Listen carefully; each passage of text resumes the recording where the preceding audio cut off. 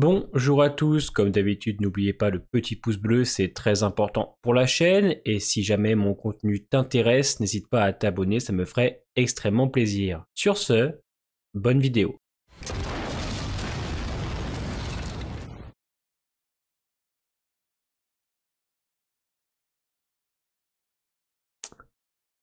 Bonjour, oui, ça y est, les Reapers c'est terminé et enfin on a pu entrer dans l'arc du Commonwealth, un arc qui je sais va diviser beaucoup de monde entre ceux qui vont adorer la proposition, ceux qui vont sentir comme un renouveau et ceux à côté qui vont se faire chier parce qu'effectivement on va rentrer dans un arc très politique avec beaucoup moins d'action. Les avis vont être ultra mitigés. Moi, vous le savez, j'ai eu le sourire aux lèvres pendant 40 minutes parce que j'ai ressenti, pour une fois et depuis très longtemps, quelque chose. Vraiment, entre des personnages plutôt bien gérés, la mise en place du Commonwealth et des différentes classes sociales, la cohérence, la narration, à mon sens, tout était bon. Et on va commencer par le gros point de l'épisode, les personnages.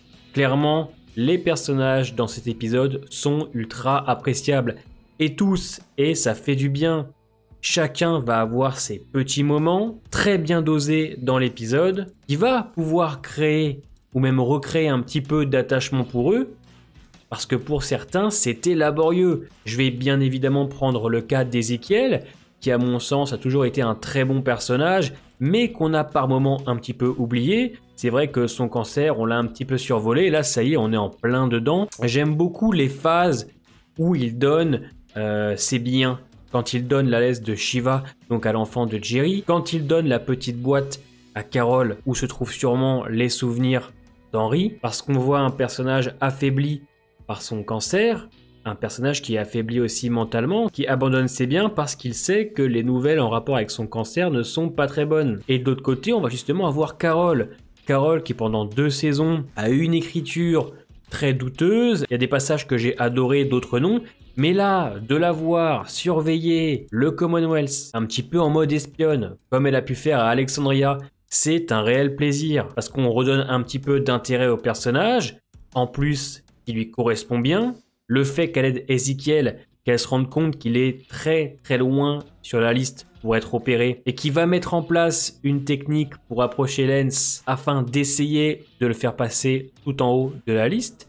Non seulement c'est cohérent avec le personnage, parce qu'on sait qu'elle aime beaucoup Ezekiel, rappelons quand même qu'ils ont été ensemble, et la scène de fin qu'ils ont tous les deux, on sent l'alchimie, on sent encore la tristesse de Carol, et donc la voir au fil de l'épisode s'approcher de Lance, et que lui se serve d'elle comme elle se sert de lui, va sûrement nous amener plus tard des choses très intéressantes. Ça va être un jeu du chat et la souris. Qui va trahir l'autre en premier? J'ai hâte de voir parce que je pense que Lance ne sait pas à qui il a affaire, mais je pense aussi que Carol ne sait pas vraiment qui est ce Lance. Donc plus tard, ça risque de mener un combat assez intéressant. Donc tout le côté avec Carol et Ezekiel, c'est validé. Cette thématique de la mort avec Ezekiel qui, voilà, se rend compte qu'il va falloir laisser ses biens parce qu'il risque de partir, ça fonctionne. Parce que c'est assez cohérent avec nos personnages. On sait qu'Ezekiel est quelqu'un en plus de très humain, et partageur, donc le fait qu'il agisse comme ça est parfaitement logique. Je mentionnerai aussi, bien évidemment, notre cher Daryl, Daryl et même Rosita, parce que Rosita on l'avait oublié aussi, et c'est vrai que lui donner voilà un petit rôle de soldat au Commonwealth, c'est cool. Alors il n'y a rien d'incroyable autour d'elle, mais la voir en action ou avec d'autres personnages, c'est un personnage qu'on a oublié un petit peu après la saison 7 et 8, et de la revoir un petit peu sur le devant de la scène, ce côté militaire lui va très bien, ça fait extrêmement plaisir. Pour en revenir à notre Daryl, Daryl qui s'acclimate, parce que lui il ne veut pas rester, il reste clairement pour RJ et Judith qui ne veulent pas rentrer, et les petits le disent très bien, si Alexandria est reconstruit, pas y retourner, et c'est tout à fait normal. Et donc on suit Daryl qui va avoir une place de soldat au Commonwealth. Il y a tout le côté où les personnages s'entraînent avec Mercer à côté qui les regarde. Ça rajoute du rythme à l'épisode et ça nous permet de comprendre comment les soldats sont recrutés. Il y a ce petit passage encore une fois avec Sebastian Milton qui s'entraîne avec les armes de nos héros, enfin qui s'entraîne. C'est quand même un sacré Gugus. Et c'est drôle de le voir jeter ses armes comme si c'était de la merde, alors qu'il n'arrive pas à s'en sortir avec une arme simple. Et c'est Daryl qui va le libérer de l'emprise d'un rôdeur. Donc il y a le parallèle des armes en mode vos armes du Moyen-Âge c'est de la merde, moi j'ai le top du top, et au final ça n'a servi à rien. Il y a plein de place pour les personnages dans cet épisode. Il y aura aussi bien évidemment Mercer, Mercer qui, encore une fois, Michael James Shaw n'a pas besoin de grand chose pour nous éblouir. Il a un charisme incroyable, pas besoin de parler, tout est dans le regard, et les interactions avec Princess fonctionnent bien évidemment. Parce que là, on a clairement deux opposés. On a quelqu'un à côté qui est très dynamique, très extravagante, un peu fofolle. Et à côté, on a quelqu'un de très froid, de très fermé, qui parle pas beaucoup. La connexion est top, l'alchimie aussi. Pour les lecteurs du comics, ça fait plaisir. Vous savez où ça va amener. Il y a une ambiance aussi très années 50, 60. On le voit bien donc avec la grande soirée pour les gens haut classés. Ça marche, il y a des figurants, on essaye quelques plans séquences par moment. L'épisode est là pour amener aussi beaucoup de choses, parce qu'à travers plusieurs personnages, on va voir la différence entre la petite classe sociale et la grande, entre Daryl et les enfants qui vivent dans un endroit miteux, Ezekiel qui n'a pas de place pour se faire opérer, Judith qui n'a pas d'argent de poche. L'épisode amène pas mal de choses qui se développeront encore beaucoup plus dans la suite. C'est un épisode qui pose bien les bases, où on est, même si elle l'avait fait avant, là c'est beaucoup plus profond à mon sens, et c'est un régal à voir parce qu'en plus de ça,